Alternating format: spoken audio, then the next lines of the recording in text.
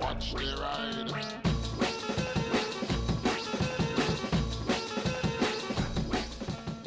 Hey everybody, hope you're all doing alright out there. So here is a subject I want to talk about, and this is like poking the wasp's nest of misinformation from people all the time. I have reviewed many electric motorcycles. I have talked extensively about alternative power sources over internal combustion using petroleum. I've reviewed the bikes, looked at the bikes, talked about everything, and I've had a lot of the old arguments that were true then and not true now, misinformed arguments sent my way, as if I'm the person who brought in the internal combustion engine ban, or that I'm pro EV, or I'm against internal combustion engine bikes. Even though I've reviewed more internal combustion engine bikes than I have EVs, even though I own 2 internal combustion engine bikes and I'm not planning on getting an EV anytime soon, I'm just open-minded to this future technology and seeing its progression in just, my time in the past 10 years of reviewing bikes or so. It started out with me wanting to ride an electric bike one day to me having ridden lots, and the technology has massively moved forward. And the safety of them has also massively moved forward, but there's still this ongoing thing that people think about them. One of the things is insurance. People believe that EVs cost a lot more to insure than an internal combustion engine bike. And I have asked on my YouTube and on Twitter owners of these bikes who've had internal combustion engines and EVs, and for them the price was very much the same. Now, if you're quoting on one and you find that it's really, really high, that may be the same reason that some people are getting £7,000 quotes on normal bikes, because of the conditions with them, and also getting online quotes in people's lack of willingness to call a company and actually ask them. They go with an online quote and think that's going to be the truth of it, and as we found out very often, that's not the truth. So one thing about them costing a lot more to insure is partly true with some people and not with other people. There are many factors to it, but asking owners of EV bikes directly what was the comparison, they said it was basically the same. So that's one thing to say. Now the other thing is people think that EV cars and bikes are a fire risk, a significant fire risk, and I want to talk about that. So in this video I'm going to talk about the construction of lithium-ion batteries, where they came from, what's changing with them, and then we're going to look into some facts and figures about some other bits and pieces. So hopefully by watching this you'll be at least more informed with truths and not what you heard on Facebook.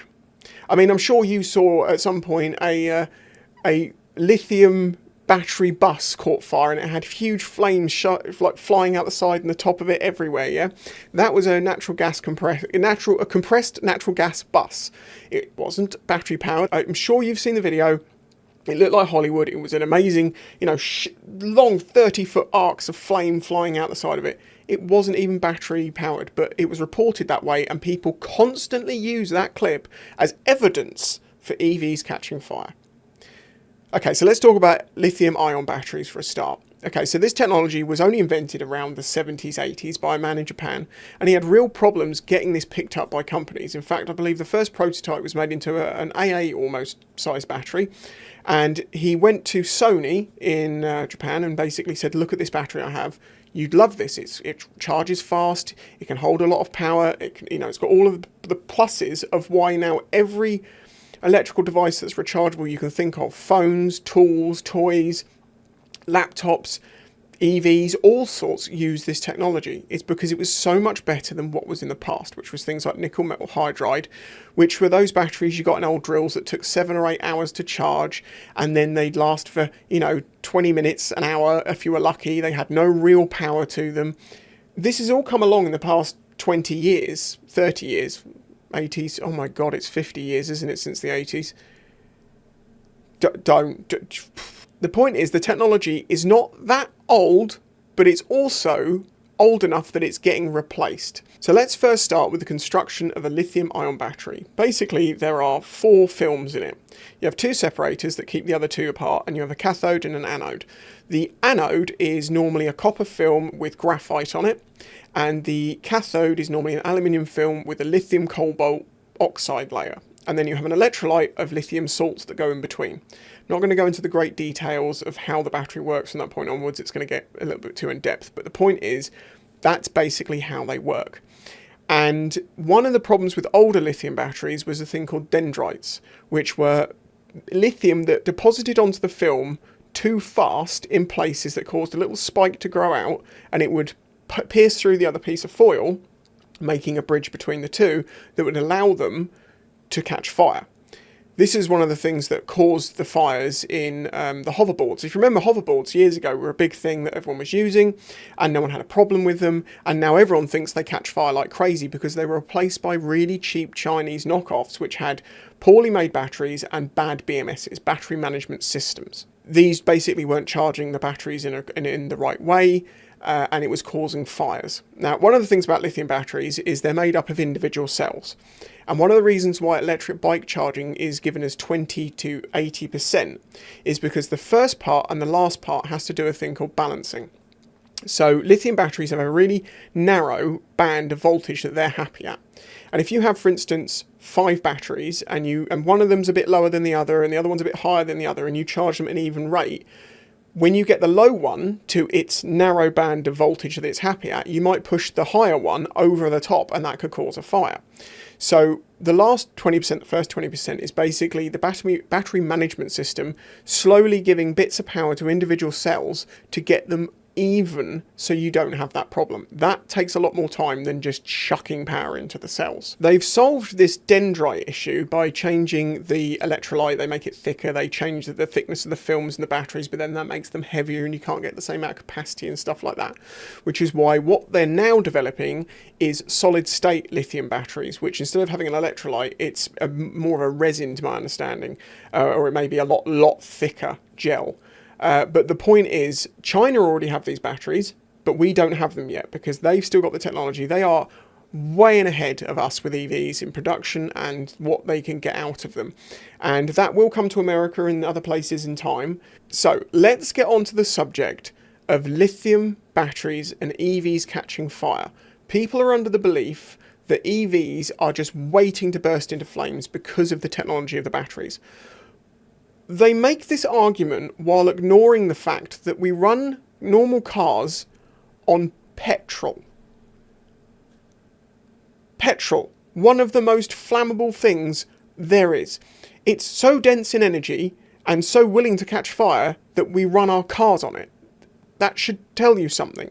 You know, you don't even burn petrol liquid itself. You have to let it evaporate off with oxygen to have a stoichiometric level that it burns, and that's why you squirt air and fuel into a cylinder for you to compress it, and the more accurate the amount of air and petrol that you get in, and that mixture being the right amount, and the flame front, the way that it ignites it evenly, gives you more power and more efficiency in engines. That's what we've really pushed with internal combustion engines over the last 100 years. The technology is not new. That's one of the reasons it's a lot cheaper. It's been mass produced for a long time.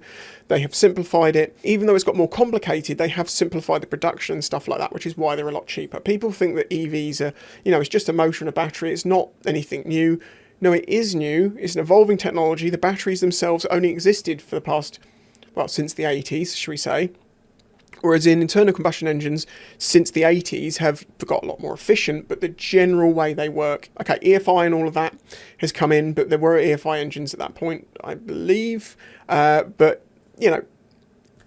that's why they're more cheaper and efficient. But the problem is they still burn petrol, which causes problems with the environment. Whether you want to believe it or not, I can't be entirely sure. I think there is definitely an amount of political manipulation somewhere with the figures, but there is also undeniable things in life. There's all sorts of arguments of peaks and troughs, and are we in a peak and a trough compared to what was in the past, stuff like that. But the growth between the peak and the trough is growing faster than it should be.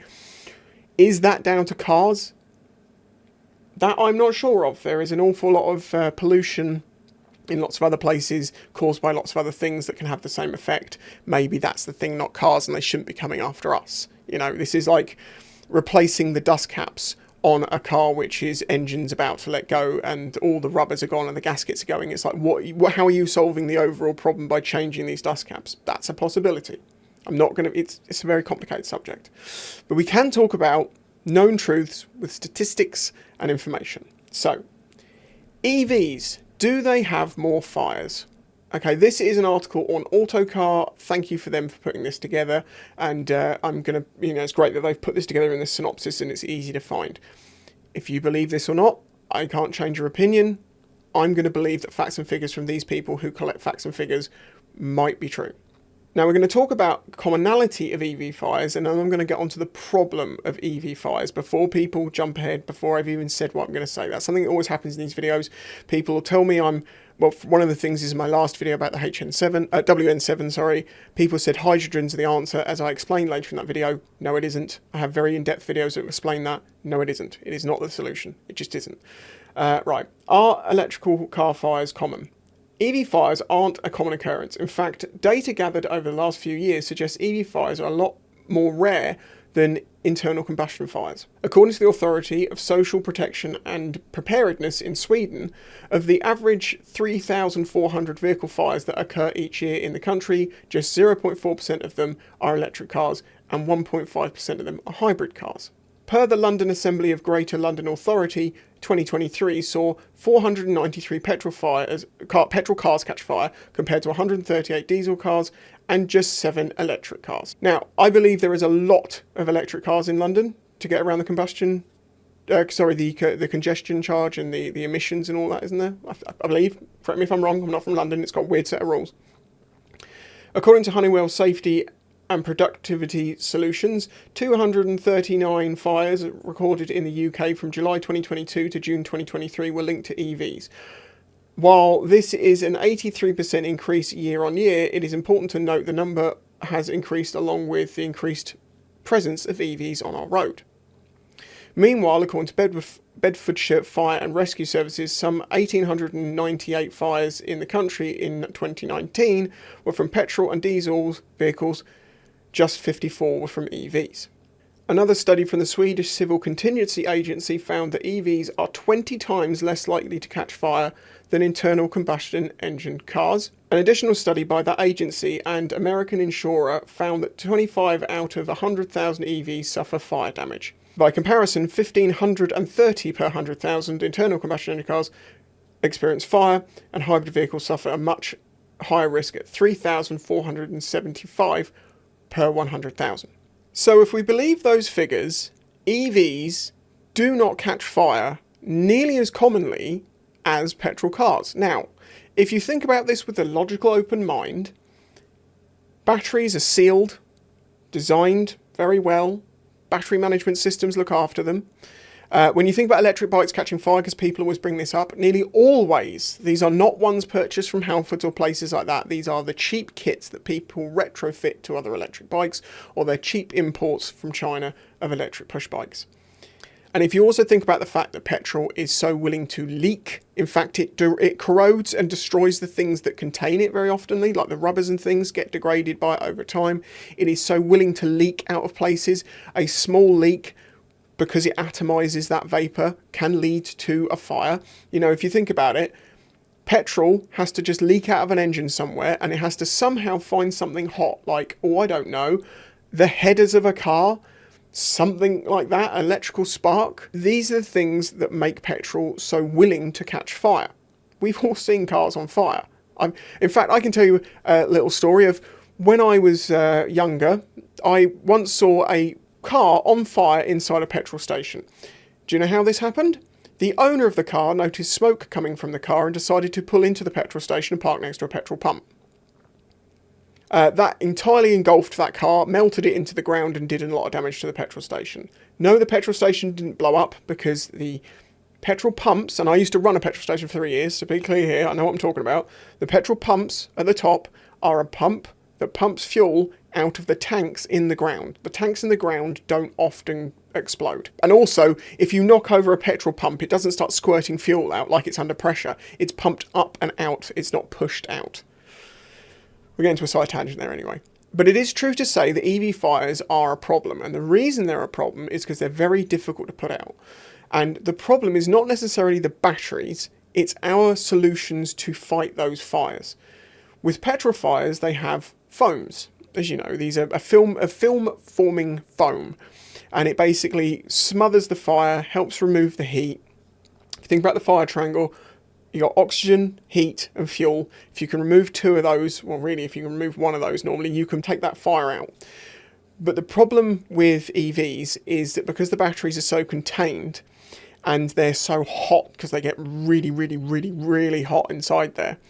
You can pour water on them and you're just going to short more batteries. It also excites the lithium. You can't get them out of the car very easily, although now people are going to say, have you seen that car that ejects the battery out the side of the car? Yes, I have seen that, and yes, that does solve the EV fire, but it then turns it into a lithium battery fire, maybe under someone else's car, maybe somewhere else, under a bus, who knows. Just yeeting the battery out of the car when it's on fire is not a great idea. It also significantly changes the construction of the car. Many cars, electric cars, use the battery casing. It's one of the reasons they're so strong, as part of the structural part of the car, so they're a really big part. Not all of them, but the ones that do, or the ones that don't, have to be strong in themselves, not using that battery compartment as something that's strengthening the car. In the same way that you know that people may think a convertible version of a car would be lighter than the version with a roof, but they are not, because they have to put lots more rigidity in the body, because the roof stops the whole car twisting so much. What we are missing is an easy way to put out EV fires. It is true to say that an EV fire is a much bigger problem than a petrol fire with a car, because petrol fires, they just put them out, they're just out. When it comes to EV fires, in some places they just let them burn, because you can pour water on it, you're just going to excite it more. It's a real problem. I'm not denying that EV fires are bad things, but they don't catch fire as often as petrol cars. They aren't as inherently dangerous as petrol cars, but when they do catch fire, they are a much bigger problem. And before we had foams to put out petrol fires, they were a big problem. My point is, the commonly held belief, which EVs catch fire more than petrols, it appears from everything I can find to be entirely untrue, and in fact quite the opposite. It is true that they're more difficult to put out, but the technologies are progressing to make the chances of fires less likely. And personally, I think we're going to see, when EVs will be much, much better, when they can really replace the petrol car, when people will go, it's not like I'm going to have to pay a lot more money and I'm going to have to, have this inherent risk. I think they'll actually be better than petrol cars in performance and range and all of those sorts of things, and they'll be able to charge them really quickly. That is going to come with a serious battery technology advancement, and I don't know how far that is away. I've kept my finger on the pulse of it all. There is talk of replacing lithium batteries with different types of batteries where they don't use lithium at all, because obviously you can say, well, there's an environmental issue with mining lithium. Actually, cobalt is worse than the lithium side of it. Again, I'm not pushing a political agenda. I'm talking with science. Now, there are a lot of people who deny science in this world these days. But the problem is this. Every technology around you that you use on a day-to-day basis got there and was developed with science. If you get ill, when you go to the doctors because you've got a lump, a bump, a sore, a pain, and they tell you that it's cancer or something like that, I'm almost certain you're going to believe the science at that point when they save your life.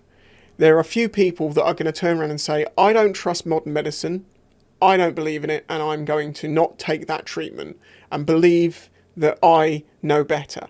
That's what you want to do. If that's a belief you have and you believe that it wouldn't have saved you, that's fine.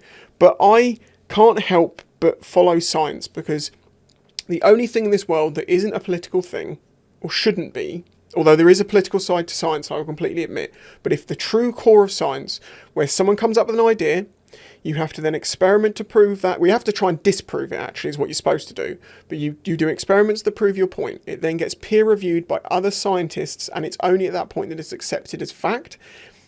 That, I believe, is the best truth we have to follow in this world, versus what some guy said somewhere at some point, probably on Facebook. A lot of people will pretend to be scientists who aren't. A lot of science is manipulated for the benefit of the person who paid for the study. This is completely true.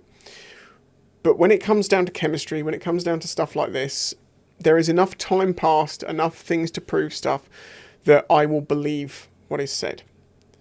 So, there you go. That's all I wanted to say, is that EVs are a problem when they catch fire, but they catch fire less, it would seem, than petrol cars. That is not to say that I believe they should ban petrol cars sooner. That is not to say I am a supporter of any side or any party or any person. I am just saying that the science and the facts say these things. However, the science is willing to be corrected, but it won't be corrected by what some dude said. It will need to be corrected by something with as much evidence as what came up with the idea and what put that science in place. I'm sure I've just kicked the bear in the balls, poked the wasp's nest, done all these things, and I'll be told that I'm completely wrong. But I am just reporting on what I see and why I follow what I believe in. Till the next one, bye-bye.